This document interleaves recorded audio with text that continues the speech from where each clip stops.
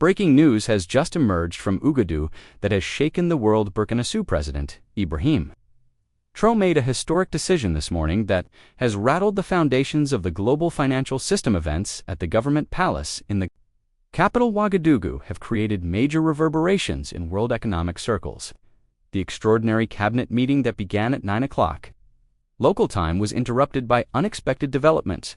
Traorés's order marked a milestone not only for Burkina Faso, but for the entire African continent. This bold move by the young leader calls into question the activities of international financial institutions in Africa. Everything began last week with the work of a special audit commission established within Burkina Faso's Ministry of Finance. The team of young technocrats scrutinized the country's agreements with the World Bank. The dire dimensions of the picture that emerged from the investigations deeply shook everyone, according to commission reports. Burkina Faso has paid 15 times the principal amount in interest to the World Bank. Since 1960, even more striking was the discovery that most of these loans were used for phantom projects, road projects, hospital constructions, and school building that appeared on paper were never actually implemented. Despite this, payments were made regularly, interest was charged, and debts grew exponentially. In-depth research by finance experts brought incredible documents to light. Secret protocols signed between World Bank representatives and the country's former leaders, commission agreements, and documents showing bribery traffic were revealed. One by one, the most striking document was a secret protocol signed by the administration in 2019, pledging 40% of Burkina Faso's gold reserves as World Bank collateral. Moreover, this agreement was kept completely secret from Parliament and the public audit. Commission Chairman Professor Amadou Sawado stated in his report, "The people of Burkina Faso have been subjected to systematic economic exploitation for half a century. The documents in our possession clearly show that this situation is not accidental, but rather a planned and deliberate plunder mechanism." When the files reached President Traoré's desk, the young leader's reaction was fierce. According to palace sources, Traoré experienced great anger. While reviewing the documents, he immediately ordered that World Bank West Africa Regional Director James Morrison be summoned to the palace. Morrison arrived at the palace with his delegation in the afternoon. However, he was stunned by the surprise. Awaiting him, he was taken to the meeting room under tight security measures by palace guards. Traoré was waiting, standing, and the expression on his face showed the seriousness of the situation. The dialogue that took place in the meeting was historic. Traoré, to show you documents showing how you have robbed my country and my people for 50 years, fake projects, phantom loans, exorbitant interest rates, and much more. Burkina Faso's apparent debt is $4 billion. But we have paid you $23 billion to date. What kind of mathematical understanding is this? Morrison's attempt at defense was harshly cut off by "Try don't talk to me about standard procedures." Mr. Morrison, this is called organized plunder, and it ends today. I'm giving you 24 hours. Either you cancel these unjust debts and return what you've stolen, or I'll arrest you and your team for economic war crimes. Morrison's claim of diplomatic immunity was rejected by Traoré. Those who commit economic genocide cannot have immunity. The documents are in my hands, the evidence is clear, our courts will judge you, and you will receive the punishment you deserve. After the meeting, Traoré appeared before the national and international press at the press conference held in the palace. Guarded behind him were the Burkina Faso flag and a portrait of national hero Thomas Sankara. The young leader's statements resonated throughout the world. Dear Burkina brothers and all, African peoples, today is a historic day. We are exposing 50 years of lies and plunder. We will stop the global exploitation machine operating under the name of the World Bank. Our fathers were deceived, our grandfathers were fooled, but this game is now over. Africa's wealth belongs to African peoples, and no one can steal from us. As Traoré showed the documents to the camera's journalists, present experienced great shock. Among the documents were secret agreements signed by former heads of state, commission receipts, and bank statements showing bribery traffic. Immediately after the announcement, large demonstrations began in the streets of Ouagadougou.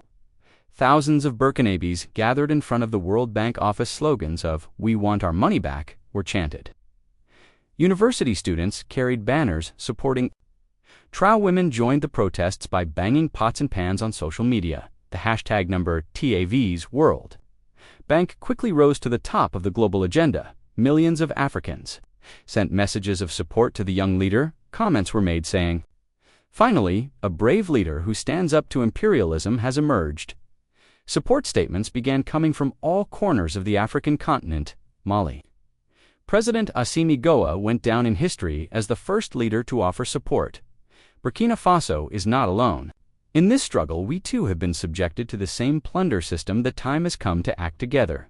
Niger leader Abdul Rahman Chiani went even further, calling for all Sahel countries to review their relations with the World Bank. Traoré. Courage should be an example to all of us. Africa is now awakening and seeking its rights. Guinea President Mamadi Doumbouya made similar statements. Our young brother Traoré is on the right path. We will also take similar steps. Soon Africans should manage Africa's resources. Surprising support came from Uganda. Veteran leader Yoweri Museveni praised his young colleague. What Traoré has done is what we should have done 50 years ago. It's a belated but correct step. An emergency crisis meeting was held at World Bank headquarters in Washington. President Ajay Banga gathered all regional directors. The risk of the Burkina Faso incident spreading to other African countries was discussed. Concerns were expressed that if a domino effect begins, all our operations in Africa will be endangered. International Monetary Fund President Christina Georgieva made an urgent statement calling on Burkina Faso to be moderate. However, this call was met with backlash in Africa. Georgieva's statement was interpreted as the panic of colonizers. The Paris administration activated diplomatic channels. Macron's Africa advisor was urgently sent to Ouagadougou. The French Foreign Ministry warned Traoré. However, the young leader refused to receive the French delegation. The message was sent first: "We'll solve the World Bank issue, then we'll settle accounts with you," to the statement from the United States. State Department drew criticism. It said, "We expect Burkina Faso to comply with international rules." However, African experts noted that these were neo-colonial rules. The development in the afternoon surprised everyone. James Morrison and his team tried to leave the country secretly. However, Traoré had considered every possibility. Special security units stopped Morrison at the airport. His passport was confiscated, and he was brought back to the palace.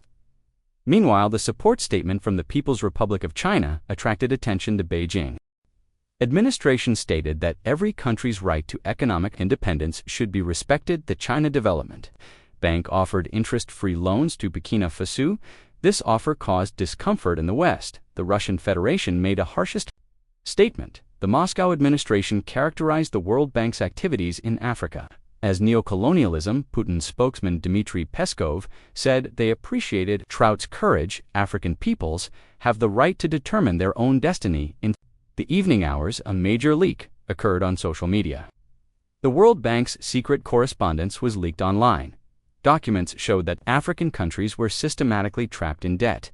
The document, titled "Strategy to Keep Poor Countries in Debt Forever," went viral. The details in the documents were horrific. How African leaders were bought, which banks bribes were deposited into, were written one by one. How media organizations were directed, and how opposing voices were silenced, was explained. Towards midnight, Burkina Faso security forces took action. All World Bank offices in Ouagadougou were sealed. Safes were confiscated. Documents found inside were delivered to the prosecutor's office. Traoré announced that all these documents would be used in court. The African Union held an extraordinary meeting in Addis Ababa. 41 of the 53 member countries decided to support Traoré.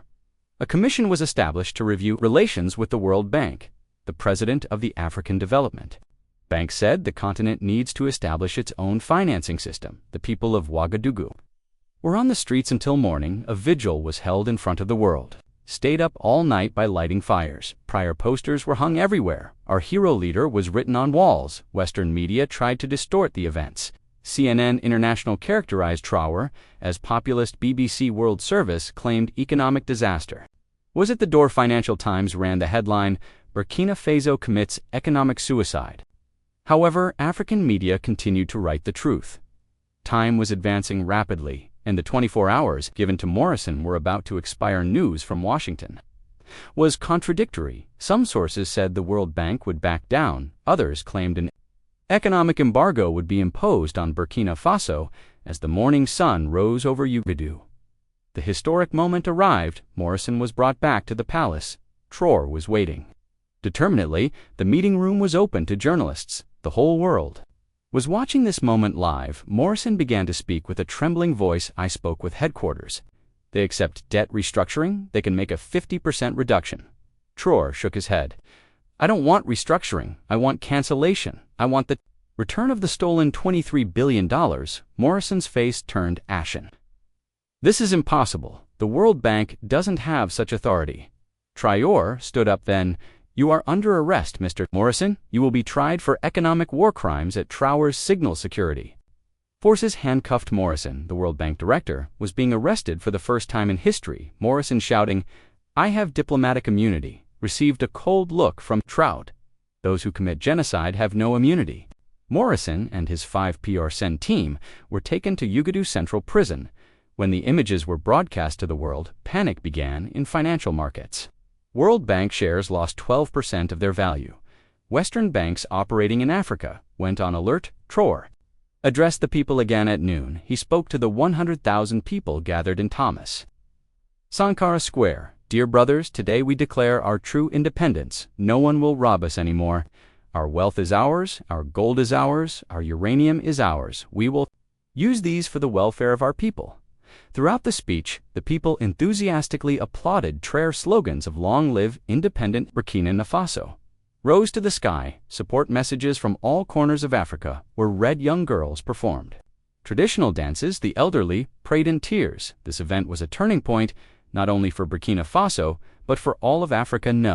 In Africa, because now there were brave leaders like Traoré. As the reverberations of the event continued, similar movements began in other African countries. Youth poured into the streets. In Senegal, in Ivory Coast, the opposition pressed for cancellation of agreements with the World Bank. In Ghana, university students organized protest marches. Traoré's move created a domino effect. Courage peoples were seeking their rights. The World Bank had never been so cornered in its history. Morrison's arrest destroyed the institution's reputation. If other African countries took similar steps, the institution's presence in Africa could completely end with this move. Traoré became a hero not only for Burkina Faso, but for all oppressed peoples despite his young age. The courage and determination he showed inspired millions of people. The world order was now changing, and one of the pioneers of this change was Ibrahim Traoré. How events will develop from here is eagerly awaited. Will the World Bank back down, or will the answers to all these questions will become clear in the coming days? Power has moved also led to changes in global power balances. BRICS countries quickly made statements supporting Burkina Faso. Indian Prime Minister Modi said, we support Africa's rightful struggle. Brazilian leader Lula da Silva called for joint struggle against imperialism. South African President Ramaphosa invited Traoré to Pretoria. Dissenting voices began to rise within the European Union. As well, MPs from Spain and Portugal said the World Bank's Africa policies should be questioned. A group of senators from Italy sent a letter of support to Traoré in Germany. In Burkina Faso, people were living in a festive atmosphere. Students in schools were drawing pictures of Traoré vendors. In markets were shouting, we kicked out the World Bank. Special prayers were held in mosques and churches. The elderly were saying, we haven't seen such a leader since Thomas Sankara. The footage of Morrison's arrest was worthy of Hollywood films. The shock on his face as he was put into the prison vehicle with handcuffed hands was reflected in all lenses. Although Western media avoided broadcasting their images, they were shared millions of times on social media. African youth commented, history is being written. Venezuelan leader Nicolas Maduro made a surprise move by offering Burkina Faso discounts on petroleum products, he said. Bolivarian revolution is also echoing in Africa. Cuban leader Diaz-Canel promised to send doctors and teachers. Iranian foreign minister stated the axis of resistance against imperialism is expanding. Great anxiety also began among World Bank employees. Hundreds of experts on duty in Africa began sending their families back to their countries. The World Bank office in Kenya increased security measures. Personnel in Nigeria began using their leave. The regional center in Ethiopia suspended its activities. Increased in commodity markets. Gold prices reached record levels. Experts began using a new term called the Traoré effect. Burkina African leaders were bought. Details of coup plans, assassination lists, and dark operations emerged. PRA decided to send these documents to the of thousands of people marched in support of Traoré in Paris in Lyon. Burkina students kept vigil in front of the consulate. Celebrations were held in African neighborhoods in Morel. Even in the American Congress, voices supporting Trudeau rose. Alexandria Ocasio-Cortez, from the progressive wing of the Democratic Party, said the World Bank needs to be reformed. Bernie Sanders said, "I understand the rightful struggle of African peoples." Republican Rand Paul stated that foreign aid should be questioned. Notable statements also came from Turkey, while official authorities made balanced statements.